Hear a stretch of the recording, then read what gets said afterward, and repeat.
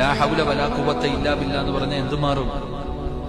ദാരിദ്ര്യം മാറും. അതാ ഞാൻ പറഞ്ഞ പൈസ ഉണ്ടാകുമെന്ന് ഈ ദിക്ർ പറഞ്ഞ പൈസ ഉണ്ടാകും. അല്ലാഹു ബർക്കത്ത് ചെയ്യുമാറാകട്ടെ.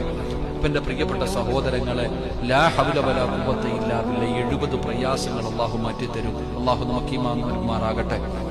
അതുപോലെ തന്നെ ലാ ഹൗല വലാ ഖുവത ഇല്ലാ ബില്ലാ എന്നാരെങ്കിലും പതിവായി പറഞ്ഞാൽ അവന് ഏതു ഭാരമുള്ള കാര്യവും അല്ലാഹു എളുപ്പമാക്കി കൊടുക്കും.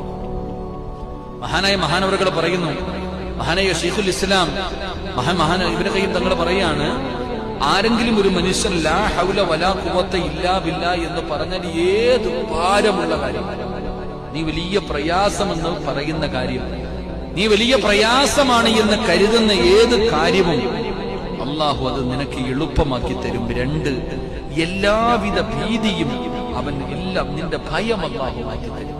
പേടി, അല്ലെ? ഏത് കാര്യത്തിന് പോകുമ്പോഴും നമുക്ക് പേടിയാണ്, ഇല്ല?